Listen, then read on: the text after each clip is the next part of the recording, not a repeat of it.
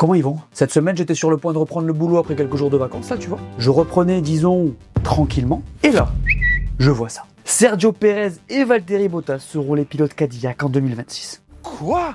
Et oui, les deux dinosaures sont de retour. Et évidemment, on va en parler dans cette vidéo. On va voir si c'est du recyclage ou c'est une bonne chose. C'est parti. Ce week-end, c'est le Grand Prix des Pays-Bas. Cadillac a annoncé ses pilotes pour l'an prochain. Ça parle de retraite pour Lewis. Le marché des transferts est toujours bouillant. La lutte pour le titre reprend. Avant la reprise du championnat du monde de F1, on a beaucoup de choses à se dire. Allez, on en parle. On reprend le charbonnage sur la chaîne avec le retour de la F1, les gars. On bosse sur des projets qui vont vous plaire, j'en suis sûr. D'ailleurs, ça commence ce week-end à Zandvoort puisque j'y serai. Alors pour ne rien rater de tout ça, abonne-toi, laisse-nous un grand pouce levé et profite de la vidéo. D'ailleurs, pour suivre mes aventures sur les circuits, abonne-toi à mon compte Insta et tu verras toutes les coulisses de ce que je fais sur place. Enfin, messieurs, dames, et après, promis, j'arrête. On a sorti une nouvelle vidéo sur la chaîne Lucas Raconte. C'est l'histoire d'une patineuse américaine qui a essayé de faire casser la jambe de sa rivale pour la médaille au JO. Une histoire de dingo. Je suis sûr que ça va vous plaire, je vous mets les liens en description. D'ailleurs, si possible, laissez un petit abonnement sur cette chaîne aussi, ça aide énormément à faire grossir le projet. C'est bon, j'ai fini, c'est parti pour la preview du Grand Prix des Pays-Bas.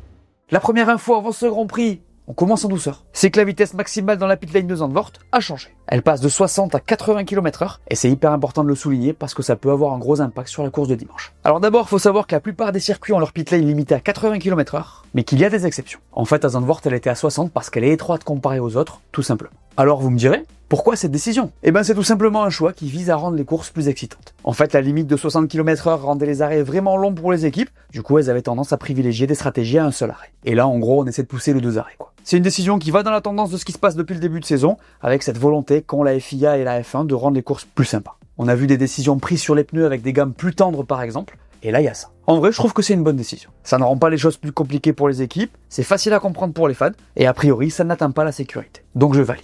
D'ailleurs, il est possible qu'on prenne la même décision pour Singapour. Je vous tiendrai au courant. On aura aussi une sélection de pneus plus tendres que celle de l'an dernier ce week-end. Voilà pour le premier point chaud de ce Grand Prix. On a de la chance cette saison, les gars. Parce qu'on a une vraie lutte pour le titre pilote. Lando Norris contre Oscar Piastri, spoiler, le championnat sera pour l'un de ces deux gars. 9 points d'écart après 14 Grands Prix et à 10 courses de la fin. Entre nous, c'est pépite. Il reste 2 courses en Europe avant d'entamer le dernier tiers de cette saison 2025. Déjà, c'est lunaire en vrai. Et on a un suspense absolu en ce qui concerne la lutte pour le titre. 9 petits points à la faveur d'Oscar, les gars. C'est rien. D'ailleurs, en vrai, les dynamiques sont assez intéressantes. Norris a commencé la saison en trombe en Australie en mettant 23 points à son coéquipier avant de se faire fumer sur presque 5 courses de suite. Je vous rappelle qu'Oscar, entre la Chine et Miami, c'est 4 victoires en 5 Grands Prix. Et puis à partir de Monaco, on sent que ça commence à aller un peu mieux pour Lando, avec notamment 3 victoires sur les 4 derniers Grands Prix disputés. Cette lutte est assez intéressante en vrai, les gars, et vous me direz ce que vous en pensez en commentaire, parce qu'on a 2 trajectoires complètement différentes. Piastri est régulier, toujours là en qualif et présent pour marquer de gros points, quand Norris fait plus d'erreurs, mais présente selon moi un plus gros potentiel de vitesse quand il se sent bien. Il va vraiment falloir les observer ce week-end, parce que la pause de 1 mois, elle est super importante dans la tête de tout le monde. Là, on arrive sur un circuit où Norris a excellé l'an dernier. Je vous rappelle qu'il met 20 secondes à max et que Piastri fait P4.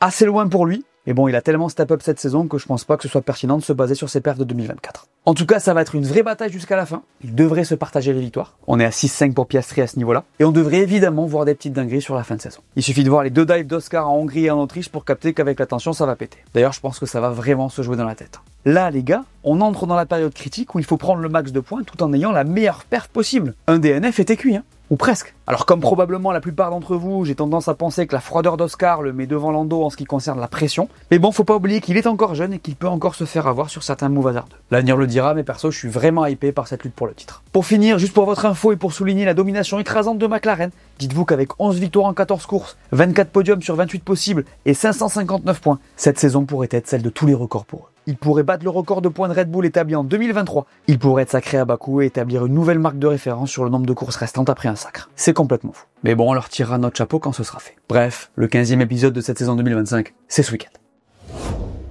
C'est l'info la plus importante avant ce Grand Prix, messieurs, dames. Cadillac a annoncé ses pilotes pour l'an prochain. Alors certains d'entre vous se disent peut-être, attends, mais Cadillac ils font quoi? C'est qui? Ils rachètent qui? Petit rappel. Cadillac, c'est une nouvelle équipe qui arrive en Formule 1. Tout simplement. Il y a Audi qui arrive à la place de Sauber qu'ils ont racheté, mais là c'est différent. On va avoir un 11e team avec 2 pilotes supplémentaires. Ce qui est vraiment cool puisque ça fait plus de monde sur la grille, des histoires supplémentaires à raconter et des pilotes qui arrivent ou qui reviennent. Et là, vous l'aurez capté, ils sont de retour. Valtteri Bottas et Sergio Pérez seront les pilotes Cadillac en 2026. Et s'il y avait beaucoup de rumeurs sur leur retour en Formule 1, on voyait avec grande chance pour que ce soit chez Cadillac. Vous vous rappelez de cette vidéo de Bottas? Hey Valtteri? Yeah. That's a Cadillac. Le mec teasait déjà. Pour lui, on se doutait en vrai. Et pour Pérez, c'était logique que cette équipe avait intérêt à discuter avec lui. Alors avant de donner mon avis, on va rentrer un peu dans le détail de ces deux signatures. Parce que vous l'imaginez, il s'est passé des choses avant que ça arrive. D'abord, Bottas. Valtteri, il était tout le temps dans le paddock puisqu'il était pilote de réserve chez Mercedes, donc un top team, ce qui a évidemment joué en sa faveur. Cadillac s'est montré satisfaite de sa saison 2024 chez Sauber aussi, donc de ce que je comprends, ça a été une décision assez facile. Pour Pérez, par contre, c'est différent. Et en vrai, ça se comprend. Après la fin de son aventure chez Red Bull, il est complètement sorti du monde de la F1 pour s'occuper de ses enfants notamment. En vrai, sa trajectoire sur la fin, elle était dramatique. Il était cuit dans la tête. Il y a donc eu des doutes chez Cadillac le concernant. En vrai, c'est normal. Du coup, ils ont été parlés avec les gens de chez Red Bull, ils l'ont testé, et apparemment, il a satisfait. D'ailleurs, ce qui se passe avec la deuxième voiture autrichienne cette année a forcément dû aller dans son sens. On l'a donc signé. Ouais, c'était une signature, ça. D'ailleurs, les gars, petite parenthèse, mais avec du recul, ils ont mis un sacré moment à annoncer leur pilote. 2026, c'est demain. J'avais zappé, mais moins d'un an avant le début de saison, c'est tort quand même. En parlant de l'an prochain d'ailleurs, Pérez, il est dispo pour bosser dès maintenant, ce qui veut dire qu'il peut aller à l'usine, faire du simu, et même potentiellement rouler. Probablement avec des anciennes Ferrari, puisqu'ils seront motorisés par la Scuderia. C'est pas comme s'ils avaient des anciennes Cadillac à dispo, vous avez capté. S'ils roulent là-dessus, ça risque de pas très bien fonctionner. Bref. Pour Bottas par contre, il est en train de sortir de chez Marco, qui évidemment n'a aucun intérêt à le libérer rapidement. Il s'entend bien avec eux, ça devrait quand même se faire assez vite. Bon, mon avis sur le line-up de cette équipe Cadillac. Alors d'abord, évidemment, c'est une super nouvelle pour eux. En soi, ils auront les pilotes les plus expérimentés du plateau, ça, c'est pas négligeable. Tu rentres en F1 dans une nouvelle réglementation, c'est vraiment très positif d'avoir toute cette expérience à disposition, d'autant plus que ces deux pilotes sont champions du monde constructeur. Bottas, il a roulé chez Marco quand il gagnait tout, et Pérez, c'est pareil chez Red Bull. Ça compte parce qu'ils ont vu comment ces équipes fonctionnaient et peuvent donc apporter énormément de connaissances à Cadillac à ce niveau-là. Le seul souci pour moi, et vous me donnerez vos avis en commentaire, désolé je vais être un peu cru, c'est que ces deux pilotes sur le papier ils sont finis quoi. D'éternels numéro 2 qui n'ont pas vraiment cassé la baraque et qui ont une trajectoire molle sur la fin quoi. Bottas il a fini chez Sauber, Pérez sous antidépresseur, disons qu'on aurait pu imaginer un line-up plus frais quoi. Après il faut être objectif et je pense que ce que je vous ai dit avant prime là-dessus, même si j'avoue que je suis pas non plus hyper hypé par ces pilotes. Disons que j'aurais aimé un peu de nouveauté ou à minima un combo pilote expérimenté jeune pilote. Ça aurait été cool de voir débarquer un Drugovich par exemple. Je dis pas ça pour être méchant, en vrai je pense que ça va marcher. Et bon vous avez capté, on les a vus quoi. Voilà. Bref donc pour rentrer un peu plus dans le détail des profils. Bottas en vrai sa grande qualité c'est les qualifs. Pardon. Sa grande qualité. C'est les qualifs. Il a toujours été rapide le samedi et on peut imaginer qu'il va pouvoir aller chercher des points grâce à ses positions en qualif. Par contre ne comptez pas sur lui pour défendre une position, ça il a jamais fait. Je déconne, vous avez capté, moi non plus. C'est posé. Et de l'autre côté, c'est marrant parce qu'on a un peu le profil inverse. Pérez, il a du mal le samedi, c'est pas un secret. Par contre, le dimanche, il est généralement présent. Il sait dépasser, défendre agressivement. Rappelez-vous qu'on l'a quand même appelé le ministre de la Défense. Ça me fait bien rire quand j'y repense quand même. Mais bon, du coup, sur les courses chaotiques ou hasardeuses, c'est sur lui que je parie pour les points. D'ailleurs, de son côté, il n'y a pas que ça puisqu'il amène des sponsors à gogo et une communauté très recherchée en F1 avec l'Amérique centrale et du Sud. Cadillac, c'est une marque américaine, ça a beaucoup de sens d'un point de vue business de le recruter aussi. Donc voilà, je suis pas étonné par cette signature, je trouve que c'est une super nouvelle pour cette écurie. Par contre, pour la F1 et les fans, c'est un peu dommage qu'on se retrouve encore avec les mêmes, quoi. Dites-moi ce que vous en pensez en commentaire. Autre point important avant ce Grand Prix, le marché des transferts. Alors vous allez me dire, mais tu viens d'en parler Lucas, tu radotes. C'est vrai, mais il n'y a pas que Cadillac dans la vie les gars. Dans le paddock ça jasse pas mal, et il y a encore des équipes qui n'ont pas leur pilote pour l'an prochain. D'abord, Mercedes n'a toujours pas confirmé ses pilotes, ça devrait pas tarder d'ailleurs. Il y a une incertitude chez Red Bull sur le deuxième baquet. Yuki ne devrait pas remplir a priori, ça parle d'Isaac et d'Alex Palou. D'ailleurs c'est assez insistant sur ce pilote, même si lui et son équipe ont démenti. Pour info, Alex Palou il a remporté son 3e titre consécutif en IndyCar, le 4e au total, et il a une cote de folie aux États-Unis. Un marché où Red Bull est en développement pour ceux qui savaient pas. Palou, il était lié à McLaren. D'ailleurs, il aurait une procédure en cours avec eux concernant une rupture de contrat. Mais là, c'est Red Bull qui apparemment penserait à le placer dans son deuxième baquet. Intéressant.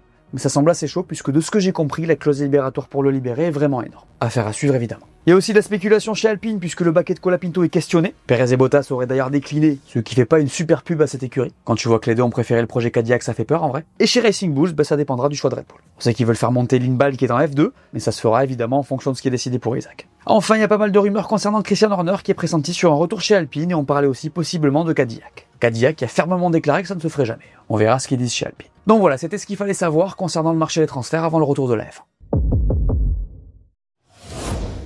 Red Bull est sous grosse pression avant ce Grand Prix. 2 points marqués en Hongrie, il faut absolument qu'ils se ressaisissent pour repartir dans une dynamique positive. Alors je dis pas ça parce que j'ai des espoirs de titre pour eux, Pour moi ils vont garder cette P4 jusqu'au bout, mais au moins pour qu'ils puissent avoir un semblant de motivation en allant vers 2026 quoi. Max il est décroché au championnat et on va se dire les choses, c'est mort. 97 points c'est trop à 10 courses de la fin, surtout avec la dynamique de son équipe. Là, à moins de lui monter des réacteurs, je vois pas trop comment on peut changer cette tendance. D'ailleurs lui aussi a abandonné. Et Yuki, il est aux abois complets, il a marqué 10 petits points cette saison, et il a aussi subi une fracture de mental. Je ne vous apprends rien évidemment. En fait, Red Bull a vraiment besoin de lancer cette deuxième partie de saison sur une bonne note pour permettre à tout le monde de se mettre dans un état d'esprit positif. Je sais que c'est compliqué et facile à dire vu tout ce qui s'est passé chez eux depuis 2 ans, mais bon en vrai ça me fait mal au cœur pour eux et j'ai envie que ça fonctionne. Même si je trouve que c'est cool aussi pour la F1 d'avoir un nouveau champion du monde. En vrai, j'ai pas non plus grand chose à dire les concernant. Je pense pas que ce circuit leur soit hyper favorable, mais j'espère qu'ils arriveront au moins à marquer des points, notamment Yuki. C'est loin d'être garanti. Courage à tous les fans de Red Bull en tout cas. Même si les gars, on va pas se mentir, vous avez bien mangé sur les dernières années. Force à vous quand même. En parlant de courage, tiens, Ferrari sera sous pression avant ce Grand Prix. Le classique. Alors ils sont pas si mal que ça puisqu'au classement ils sont deuxième. Sur le papier, ça va. Mais bon, il y a quand même de gros doutes, surtout d'un côté du garage. Et oui, messieurs, dames, nous allons évoquer le cas Lewis Hamilton. C'était la déprime totale pour lui en Hongrie où il a dit des dingueries aux Mediapen du genre je ne sers à rien, le souci c'est le pilote, etc., etc. Allez voir le débrief, mais je ne vais pas remuer le couteau dans la plaie. 0 point pour lui à Budapest, toujours pas de podium cette saison, et surtout, beaucoup de soucis avec cette voiture qui ne parvient pas à faire aller vite. Il a des soucis un peu partout, mais sur les freins notamment, ce qui est embêtant quand tu roules dans une Formule 1. Bon, je vais pas trop rentrer dans le détail non plus, mais évidemment, Lewis, il est dominé par Charles le samedi et le dimanche. Et ses prises de parole sont sincèrement inquiétantes. En fait, il y a eu des hauts et des bas, mais on a le sentiment que les 2 dernières courses ont largement entamé sa confiance. Éliminé 2 fois en Q1 en Belgique, un Grand Prix cataclysmique en Hongrie sur un de ses meilleurs circuits. En vrai, quand tu y penses, c'est chaud. En tout cas, ça l'atteint particulièrement, à tel point que certaines rumeurs l'envoient à la retraite. Il avait fait des annonces un peu teasing avant la pause, du coup ça a spéculé, les médias y sont allés sur le sujet. Ça a parlé, quoi. Et en vrai, tu peux te poser la question. Il est quand même assez expérimenté, âgé pour ce sport, on va être honnête. Il est moins rapide qu'avant, il galère avec ses voitures à effet de sol. C'est embêtant et parfois presque gênant de le voir comme ça. Chez Ferrari, on doute, c'est chaud. Et en vrai, je comprends. Perso, je vais vous dire ce que j'en pense. Et je vais peut-être vous décevoir, mais je ne vais pas déroger à ce que je vous dis depuis le début de saison. Attendons 2026. Si en 2026 il galère encore, si l'an prochain on le voit encore comme ça, alors peut-être qu'il en arrivera à la conclusion tout seul. Pour le moment on n'y est pas, et même au bout d'une demi-saison, je ne vais pas le juger. L'équipe est hyper différente de Mercedes, la voiture est compliquée, en interne c'est pas forcément facile, il n'est pas non plus dans le contexte le plus évident. Du coup, pour moi, wait and see. 2026 sera décisif le concernant, j'en suis convaincu. D'ailleurs ça parle déjà d'un remplaçant, ça parle de Sainz, je trouve que c'est un peu limite quand même, on n'est pas loin du manque de respect. C'est quand même le god des temps modernes. Quoi qu'il en soit, il sera sous pression ce week-end. Bon les gars, sur ce début de saison, j'ai pas été trop mauvais sur les prédictions. Disons qu'il y a eu du bon et du moins bon. On se remet dedans ce week-end avec une prédiction qui va vous plaire. Le sponsor de cette vidéo, comme d'habitude, c'est Winamax. Et aujourd'hui, Jean-Michel Prédiction te propose tout simplement la meilleure offre qui existe sur la F1 en France. Winamax et Jean-Michel Prédiction, maintenant tu connais, c'est imbattable. Tu cliques sur le lien en description et c'est là que la régalade arrive. Winamax te rembourse ton premier pari en cash s'il est perdant dans la limite de 100 € et t'offre un bonus de 10 € supplémentaires en cash aussi avec le code Lucas10. Donc par exemple, tu crées ton compte, tu déposes 100 balles en entrant le code Lucas10 pour toucher les 10 € de bonus, tu places ton premier pari, et s'il est perdant, Winamax te rembourse dans la limite de 100 €. C'est valable pour la F1, le foot, le tennis, ce que tu veux. Vous l'aurez compris, ça aide beaucoup la chaîne, donc pour ceux qui avaient envie de parier et qui se sont inscrits, merci beaucoup. Et évidemment, je vous mets tous les liens en description. Et ce week-end, les gars, j'ai envie de partir complètement en live. Ouais, je sais, je suis un fou. En fait, je vais être honnête, j'ai vraiment envie de voir un pilote en particulier monter sur le podium. Spoiler, mais vous l'aurez capté, j'en suis sûr. Ce pilote est vêtu de rouge. Il est en galère, il était au plus mal avant la pause estivale, mais celle-ci l'aura régénéré. Aux Pays-Bas, c'est Lewis Hamilton qui va monter sur la boîte. Je vous l'ai dit, je suis complètement barré. En tout cas, vous l'aurez entendu ici en premier. Les codes, c'est comment? Alors, pour la victoire, c'est très chaud entre les 2 McLaren. Et c'est Max Verstappen qui les suit. La première Ferrari est bien loin pour les bookmakers. Pour le podium, c'est Max qui tient la corde à domicile devant Charles et Russell. Et oui, c'est lui un peu plus loin derrière. Je te rappelle que si t'es pas majeur, tu n'es pas concerné, et que pour gagner de l'argent, le mieux c'est de trouver un travail. Après la Hongrie, je vous avais demandé de me faire vos meilleures prédictions, et vous l'avez fait. Il y a Quentin qui a été bon. Victoire de Lando avec une grosse bataille contre Piastri et un faible écart. Tu pouvais pas faire mieux, frérot. Bravo. Il y a Mathis qui a géré aussi malgré la déception. Je vois bien une Mercedes sur le podium, mais pas Kimi, je pense malheureusement. Effectivement, c'était pas Kimi. Désolé mon ami. Messieurs, dames, je vous rappelle que dans chaque preview, j'affiche 2 prédictions que vous faites en commentaire, et qu'à la fin de l'année, je fais gagner un gros cadeau sur un tirage au sort fait parmi les commentaires affichés. À vos claviers. Tu me fais ta prédiction? Tu penses qu'il y a que Lewis Hamilton et Max Verstappen qui ont mis la F1 sous tension maximale en disputant un titre? Détrompe-toi. Grand Prix des Pays-Bas, 1983. Alain Prost mène le championnat avec sa Renault, rapide mais fragile. Nelson Piquet revient fort avec sa Brabham. La tension est à son comble, chaque point compte. Tour 42, premier virage. Prost attaque mais sa voiture décroche. Il perd l'arrière et percute Piquet. Le Brésilien part dans les graviers, abandon immédiat. Prost continue, mais son aileron avant est endommagé. Quelques tours plus tard, il abandonne à son tour. 2 favoris pour le titre éliminés sur la même erreur. Derrière eux, René Arnoux surgit. Le pilote Ferrari en embuscade prend la tête et s'envole vers la victoire. Ce sera la dernière de sa carrière. Alain Prost lui reconnaîtra sa faute, mais ce virage lui coûtera très cher puisque quelques semaines plus tard, il perdra le titre mondial. Pour 2 petits points face à Nelson Piquet. Zandvoort 83, c'est l'histoire d'un championnat qui bascule sur une simple glissade. Alors, ce circuit de Zandvoort, petit mythe de la station balnéaire hollandaise. Ouvert en 1948, il accueille la F1 pour la première fois en 1952. Je vous avais dit que c'était pas n'importe quel circuit. Les pilotes le qualifient de fou, très rapide ou old school. C'est vrai qu'il est assez spécial. Le tracé se balade entre les dunes de Zandvoort pour nous donner une impression presque montagne russe. J'y suis jamais allé, mais apparemment clairement ça vaut le détour. On fait un tour ou quoi? Allez, c'est parti dans la ligne droite des stands de ce circuit. Une belle petite pleine charge, pas très longue mais intense, et on pourra y voir des dépassements. Au numéro 1, c'est un gros freinage où la motricité sera importante en sortie. Ici, on monte sur le vibreur. Là, ça va très vite entre le 2 et 3. Et dans ce virage, attention, il faut profiter de ce banking. Regardez-moi ce délire. Ça va très vite et en sortie, les pilotes n'hésiteront pas à y aller franchement sur le vibreur. Là, ce sera une nouvelle pleine charge jusqu'au 6 où le secteur 1 se termine. Dans le 7, on va lâcher légèrement. Là, faut vraiment être bien accroché pour passer à fond. Le 8 passe très vite. Il faudra aller chercher la corde au 9, qui est assez piégeux. Le 10 est assez technique, donc c'est pareil. À noter que la première zone de détection du DRS est ici. La suite, c'est une pleine charge où les pilotes pourront ouvrir leur aileron arrière. Et le début du 3e secteur. Au 11, justement, il y a un gros freinage qui débouche sur une courbe à vitesse moyenne qui sera clé aussi pour le chrono final. En sortie, les pilotes sauront s'ils auront droit au DRS ou pas. Au 13, on va tomber 2 vitesses. Ouvrir le DRS très tôt dans ce 14e et dernier virage. On va pousser à fond.